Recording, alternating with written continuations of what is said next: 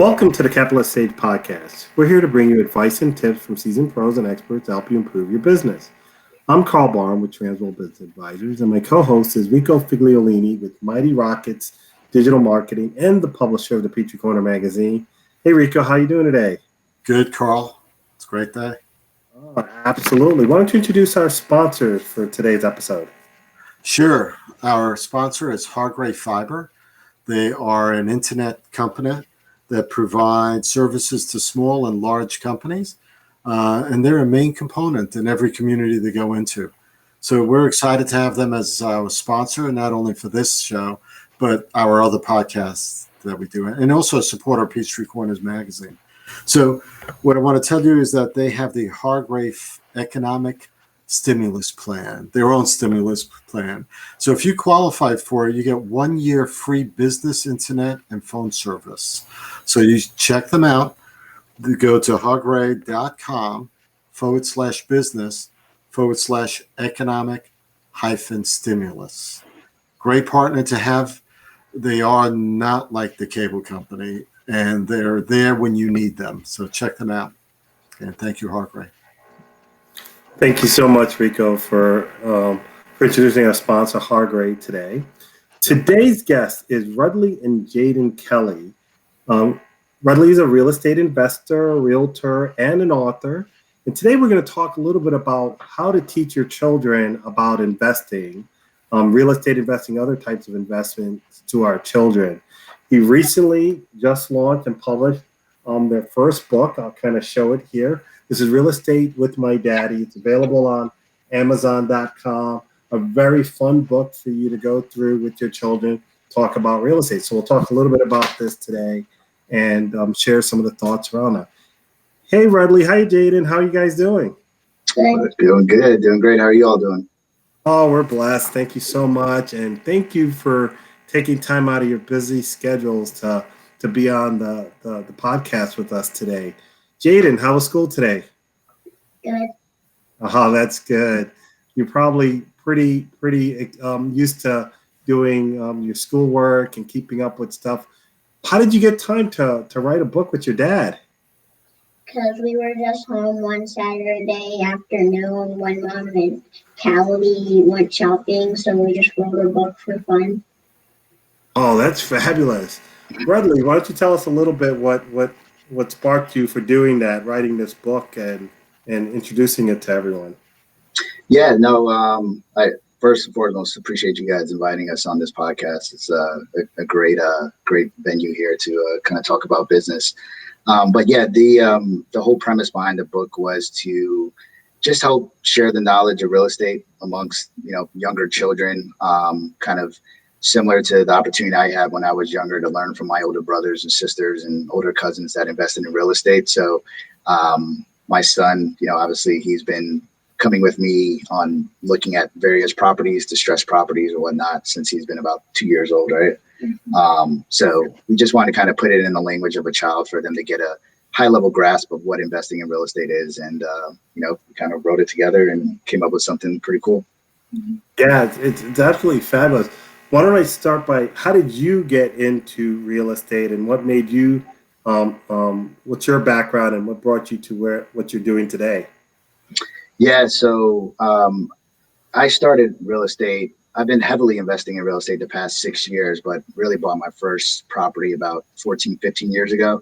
And what kind of got me started in that is, kind of what I was mentioning a little bit prior is that I had some good role models, my brothers, sisters, some older cousins, my parents, that all, had some type of footing within real estate. So my thing as a younger adult, I always wanted to try to figure out how do I accelerate that and how can I get to that level sooner. So it started off with me buying my first property right out of college, primarily because I didn't want to move back home with my parents at that time. So that was my motivation at the time, but kind of snowballed from there. Got my real estate license and, invested in quite a bit of education on the flipping side of the business, and just kind of took it from there. Oh, that's fabulous. I wonder, Jayden, what's your favorite part of working with your dad when he's looking at properties? I get to help him build things.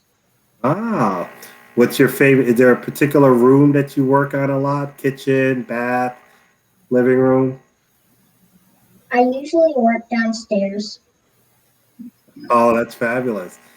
So, as you started getting started in this, what are some of the things you found that when trying to help educate your children about investing, you found were some of the things, the challenges in doing that?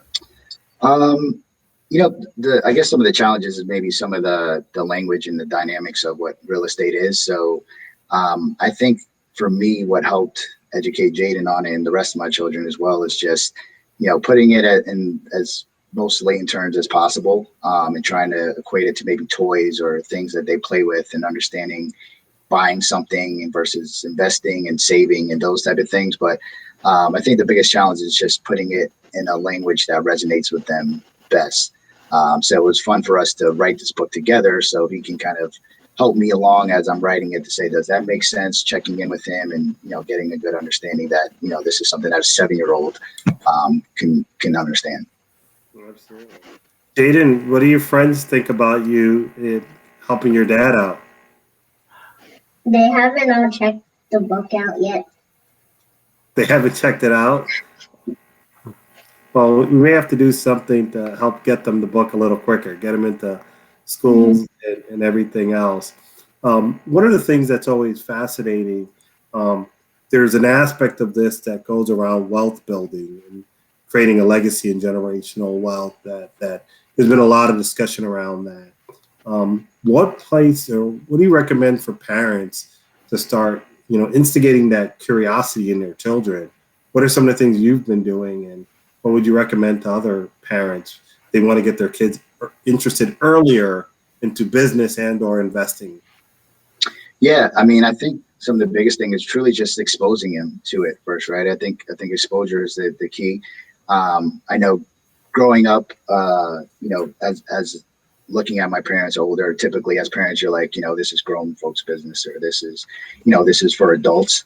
But I tend to not do that typically. I want to bring them into the fold. I want to show them like, all right, this is what this costs.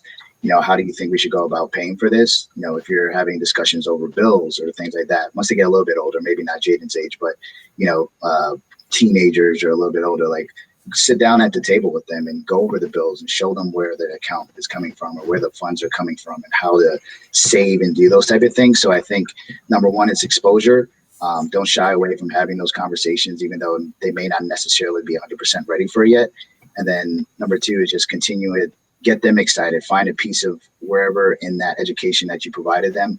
Find what motivates them or find something that they're interested in and push them towards that direction to learn a little bit more. So even if it's about stocks or anything like that, stuff that they buy all the time, if it's Nikes or they love Disney movies, pull up the Disney stock, take them through that, let them learn a little about those things. So find something that they resonate with and have that conversation about the investment part of it.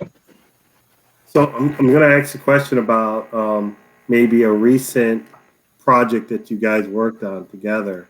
Um, how did you find a property, a particular example of property? What are some of the ways you search for them? And is there an interesting one that you found in an interesting way, maybe with Jayden involved or others? Yeah, so as you mentioned, I'm a realtor and investor. So from a realtor perspective, I'm able to find properties on what's considered the MLS on market type of properties.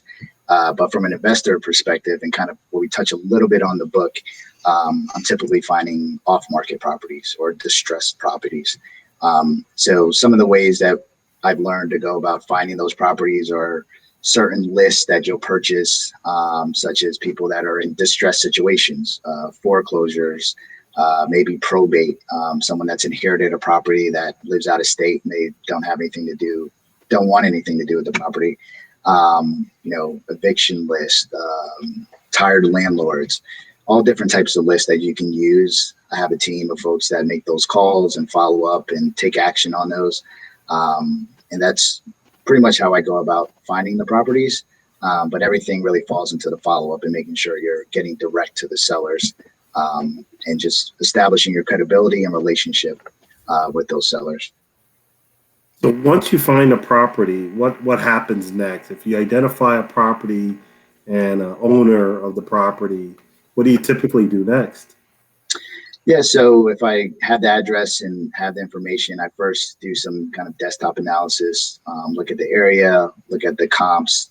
If there's pictures, I try to look at the condition of the property and run some preliminary numbers on where it makes sense for me to purchase this property. But once I get to that point, I'll have a conversation with the seller and just get an understanding of what is their true motivation. What are they looking to gain out of selling this property? Because at the end of the day, you don't want to walk away with someone feeling as if they were taken advantage of or didn't understand the process or anything like that. For me, I like to sleep well at night, and I want to make sure whoever I'm dealing with sleeps well at night as well. So I really try to get a good sense as to what is their goals. Is if it's a probate situation, perhaps, they have other siblings in the family and maybe they need as much money as they possibly can to split amongst those siblings, right? So I want to try to give them the best possible offer I can. Or it could be someone in a situation that's like, I really don't care about the price. I just need to get this out of my name as soon as possible. So that's another motivation or a motivating factor that I can help them, like, okay, I can close within a week if you need me to, and get this burden off of you. You got bills piling up, all those type of things. So it really depends on the customer or seller first and start from there and work my way backwards to seeing where we can, where it makes sense for both parties. I'm curious, as once you acquire the property, there's a lot of people doing flipping now, especially in Georgia, in different cities around, different states around the country.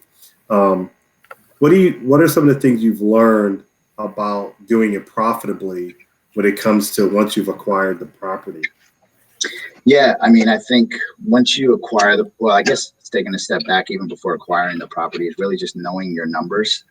That would be the advice I would give to any newbie investor out there or someone that's looking to flip homes, is that try to take the emotional attachment out of it of just wanting to do a deal, because that can certainly hurt you in many different ways, and just be cautious as to what you're going into, because there's a lot of shows, there's HCTV, it's a lot of things out there that make it look very glamorous, which it certainly can be at times, but know your numbers, and understand what you're getting into. And then once you actually do acquire the property, continue to do your due diligence, continue to do your inspections, work with your contractors, and always leave yourself, even whatever budget you come up with, have a contingency, because as much as you evaluate that property beforehand and do your desktop analysis, once you open up the walls, you never know what you're going to run into.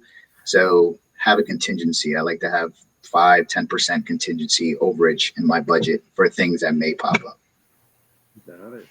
Are there things that you get to do and Jayden gets to help you with that you do yourselves versus pushing out to contractors, subs?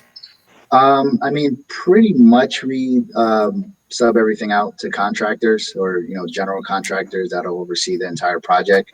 There are a few little things here and there that I may do, just in the essence of time, but really want to focus my time on finding the next deal, finding the next opportunity, or working with my buyer or seller clients on the realtor side as well. So once I get a property, I've gotten to the point where I've been able to systemize it, where I don't necessarily have to be there all the time, although I'm still have a pulse on it. So the whole idea of getting into this business was to build a system where I can spend more time with the family and do stuff like this, write a book with the kids and do things like that. Can I explore a little bit into that? Oh, go ahead, Rico. Yeah. No, I just wanted to be able to ask about, because someone trying to get into this that has no experience, right? I mean, you have a few years experience doing this stuff, right? So yeah, someone's going to come in, they're going to hire a subcontractor that may be overpriced, may take advantage of them. They're putting down flooring, but maybe the subfloor is supposed to be a certain level of subflooring. They might do something else. right. How do you keep track of these things, especially if it's out of state, like you're licensed in Ohio? If you did that in Ohio, how would that work? Yeah, great question. So, I mean, it's really about vetting out your contractors. That's probably the hardest part of this business is just getting trustworthy, reliable contractors that are insured, know what they're doing, and have some integrity to them. There's plenty of them out there, but you have to find the right one. So the way that I vet them, I have a very thorough process of certain questions that I ask. I want to make sure that they're insured, that they truly are licensed. I can go on a specific website to see if they are truly licensed as they're saying. And then probably the best part of it, or the most important part, is getting recommendations from others or hearing from their actual work of people who have actually worked with them. But not only just calling, potential clients that they worked with before in the past. If you're local, go to the site, go to their job sites. If they don't have any current projects that they're working on, that's probably not a good sign. Right. So, Yes, sure. yeah. So I'll go on site and look at what they're doing at someone else's flip or property, or even just a residential renovation. And I imagine as you do this, you probably accumulate a stable of contractors that you could go back to. Yeah. I've got a pretty good list of contractors that I use pretty consistently. Cool. So I'm also curious about the exit of these properties. What are the different options? I know one of them most obviously is you could sell it to someone for their home. What are some of the other options you've explored, and some of the pros and cons of those? Yeah. So one of the reasons why I got my real estate license was that I wanted to just add another tool to my tool belt. I started off as an investor first and then got my real estate license. But I look at every opportunity as there's several different ways to monetize that. So an exit strategy, number one, obviously could be doing a flip or selling it, but it could also be doing it as a rental property or holding it as a rental property, or it could be doing Airbnb. Or it could be BRRRR strategy, which I'm not sure your listeners may be all familiar with that, but BRRRR strategy is basically buying the property, renovating it, renting it out, and then refinancing it to get your cash back out that you initially put into the property. Because once you renovate the property, you now raise the values of the property, and you can refinance and recycle that same cash.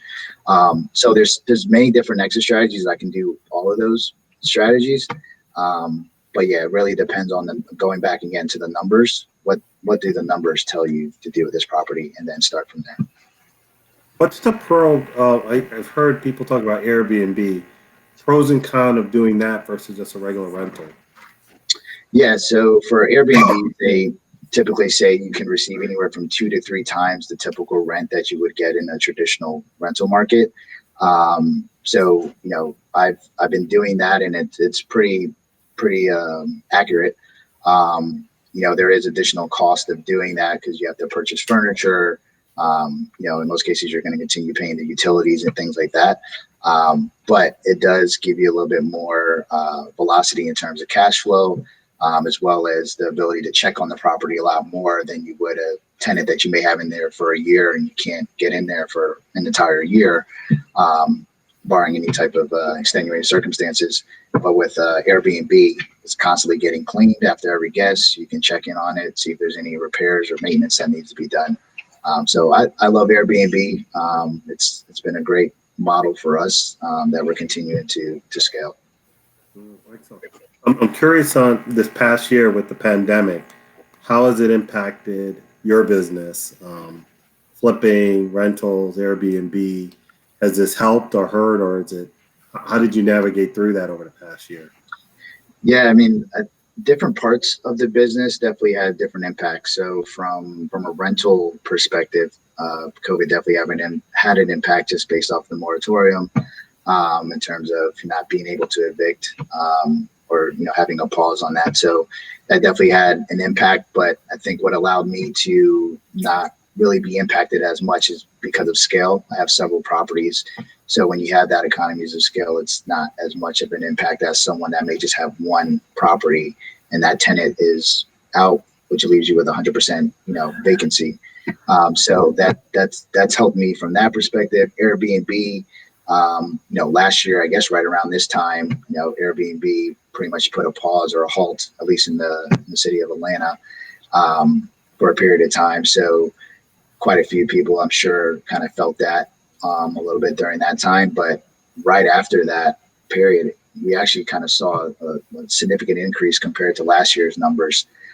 Just being that people, they're just so kind of bundled up in house for so long that they were just ready to just do anything and just get out. And what we found is that people aren't necessarily traveling, miles and miles away. They're literally booking Airbnbs down the street in their same neighborhood just to get out the house and do something a little bit different. So the numbers of Airbnbs and, outside the perimeter and the suburbs have actually, increased quite a bit. Wow. I know it's especially, the going to hotels, hotels have been hit hard. People have flipped over to Airbnbs in there. Yeah. There was a section in the book that I saw where you kind of were going through some of the numbers with Jayden. So Jayden, I'm curious. I've got a question for you. How comfortable are you in math and the numbers so far? Do you like doing math and the numbers? Mm-hmm. So can you help your dad with figuring out which are good investments and not? Do you like doing that part with the numbers? So I'm curious. What do you have any ideas what you want to do? Do you want to do this type of stuff when you get older, or do you have some other aspirations? I want to do what Dad did. Yeah. Why? I don't know. Well, most people do what their dad and mom does, and so I think Rudley, you've been doing a great job of setting example for not just Jayden but the rest of the family and even in the community, seeing how well people can do in shifting. I've got another question around what do you see in the next 5-6 years? How does this play out over time, both for you and even as Jayden gets older? What are some of your thoughts and wishes for him as you continue this journey? Yeah, I mean, I think over the next 5-6 years, Jayden will obviously, I'll continue to bring him along on the projects that I'm doing. And, I think obviously the information will start to be retained even a lot more so over time and introduce him to even books, on a higher level for him to start reading himself. But yeah, the next 5 to 6 years, want to continue this trajectory. I want to continue to scale the Airbnb side of the business, rental properties, continue to do flips to a certain extent. No one really, for the most part, I can't speak for everyone, but I don't think people want to do flips for the rest of their life because that's more of active income, right? They definitely have to be there and hands-on. But the idea is to take that active income and put it into passive income like rental properties and Airbnb properties. So that's what we're focused on over the next 5 to 6 years, continue to just work towards that financial freedom and more of that passive income so we can spend more time with family. Yeah. I speak to a lot of people who are trying to get out of, being employed by someone else and becoming their own boss. Because we use the term often, BYOB, be your own boss. And part of that is creating, first is taking the lead and starting investing and starting a business and starting those. But at some point over the evolution, I've noticed some business owners creating a system around what they're doing. And it's always interesting to watch, folks that are spending a lot of time in church activities and charities, sometimes playing golf in the community. You wonder, how can they run a complex business and yet have time to do that? And I think some of it is they figure out that way to, one, generate passive income as one strategy, is to be able to do that. But two is building a system to be able to let go of some of the day-to-day stuff. And they build the team and the systems around to be able to do that. How far do you think you are in that journey, and how much further do you got to go? Yeah, I mean, I think I'm getting close to that point where it's pretty systemized, but be transparent, right? It's still a lot of hours, still a lot of time to put into that, but that is the goal, to get it 100% systemized, where you can basically fire yourself, right? You want to fire yourself from your business at some point. So yeah, no one I've recently, left my corporate job and moved into doing this full time. So, no one wants to go from a job to another job, right? And that's essentially what you're doing. You're more of the technician if you're hands on and doing all of the work still at that point. So for a period of time, you have to do that to build up the business and get things going the way you like it and build those systems. But at some point, you have to, you'll get burnt out if you don't fire yourself. So the goal is to fire myself at some point. Sounds good. And Jayden might be ready to take over the mantle on some of that stuff, and you could delegate to him. Yep, exactly. He'll be the systems manager. Oh, that's fabulous. Well, I want to thank you and Jayden for coming in and talking a little bit. Again, I want to reintroduce, it's Rudley and Jayden Kelly, Real Estate with My Daddy. It's available on Amazon. I think there's a website that should be up soon as well. But if you want a nice, fun book that just start introducing real estate and investing and numbers to have a nice book to read to your child at night, it's a great read. And really, I'm glad that you got a chance to do this with Jayden. And you're building a legacy for your family that allows you to do more stuff like this. So that's really, really good. So tell me about any projects you got working on, or are there any new things you're working on currently? Yeah, we're still acquiring properties every day, seeking out new opportunities. Our Airbnb is going pretty well, so that's going to continue to be our focus. This book, we've got a great reception from it, so we're going to make this into a series and start introducing some other aspects of real estate that younger children or even adults may not be familiar with. So many different avenues of real estate to participate in. So we're in the process of doing that as well. But other than that, of building the business, as I mentioned, I'm a realtor as well. So working with plenty of clients. So gives me the opportunity to kind of share my investor knowledge, as well as from a realtor perspective, and work with these clients that are looking for investment properties or just residential. So I can offer both avenues. So the focus is realtor side, investing, and writing more of these books. Oh, that's fabulous. Well, we've known you and Chenda and Jayden and the rest of the kids for quite a while, and enjoyed being part of your journey through this. So we're always excited to see when you post another project completed through social media and others. How can people reach out and contact you if they wanted to learn more? Yeah, they can find me on Facebook under K1 Home Solutions, or directly under Rudley Kelly. Same thing on Instagram under Rudley Kelly. Phone number, business line 404-877-8088. And also our website, k1homesolutions.com. Awesome. Excellent. Well, thank you again very much. Jayden, appreciate you coming on the podcast today, and look forward to seeing you again soon. All right. Okay. All right. Thank you.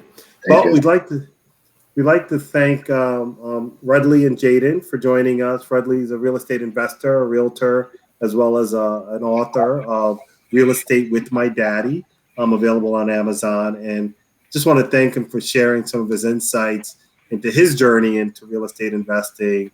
As we talk about on the Capital Stage very often, there's a lot of different paths to becoming your own boss.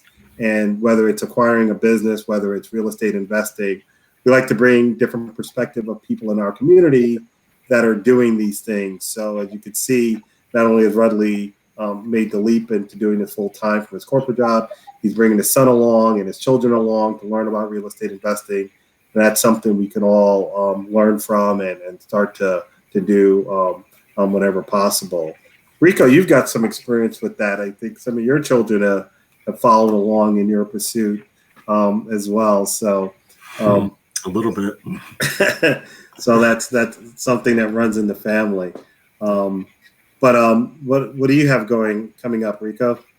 Well, we just put out the latest issue of Peachtree Corners magazine. It should be hitting the mailboxes right about now. So that's Faith in Sports. That's a great. Cool. It's a great subject. Really good job again, Rico.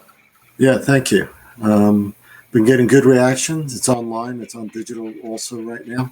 But 19,800 homes are getting the magazine this week in the mail. So between these faith in sports and roller hockey and Girl Scouts, and there's a whole bunch of other stories about artists, local artists, and stuff like that. So it's a full issue of content that I think people will be interested in. They'll find something in there that will interest them. So we have that. And then we're also planning some more podcasts. So in the future, there's going to be one on Wesleyan Artist Market and the business of running a virtual art festival, right? Yep. And we're also doing another one on Atlanta Jewish Film Festival, which is the business of running a film festival virtually, right? So it's kind of neat. Well, those things will be coming up. So I'm excited. Oh, fabulous.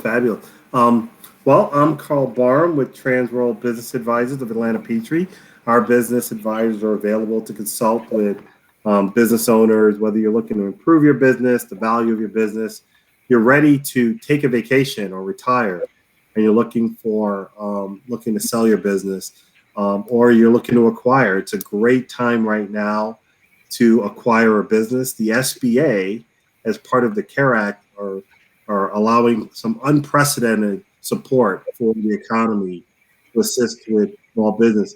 If you want to learn more about that, please feel free to reach out to me, kbarm@tworld.com, or you can go on our website, www.tworld.com/Atlanta Peachtree. We got information around different lending options that the SBA is doing, including they're paying 6 months of a new SBA loan signed before September for anybody that closes on business acquisition using the 7A program. That's just one of the many ways the SBA is helping support small business and keeping people employed as we navigate through the pandemic response. So we'll be doing some more webinars on those. We're out in the community, we're talking to folks, and we're just trying to help people navigate through this and find a successful exit when they're ready, or grow through acquisition. Rico, what about anything going on the digital marketing side? Sure. Well, Mighty Rockets, my company, is still doing a lot of consulting, creative services, graphic design work. We just picked up another client that's actually a publication. They put out 2 publications a month here in the metro area. So we're handling all the creative work. So anytime someone's looking for product videos, content work, social media, or graphic design creative services, we're there. So feel free to go visit mightyrockets.com or find me, Rico Figliolini, on LinkedIn. Connect with me, send me a message. I'd be more than happy to talk to you. Yeah, so it's been a busy year and 2021 so far. So as bad as things may be out there, it's not been a bad economy for us. Yeah, with change, there's a lot of change happening. So when things change, people gotta communicate and get out there to the community. So grateful for all that you do to help support that here locally in the community and beyond. You too. I'm grateful for all the things I learned, not only from you, because I've learned a lot from you, and I know how to exit, I think, my business at some point. But listening to people like Rudley and his son and other people, I mean, these are great shows. I'm hoping people get a lot of good, actionable things out of these episodes, and it's just a good thing. And I look forward to every episode now. Absolutely. Well, we got more to come in the new year, so stay tuned, everyone. Thank you for joining us on the Capitalist Age.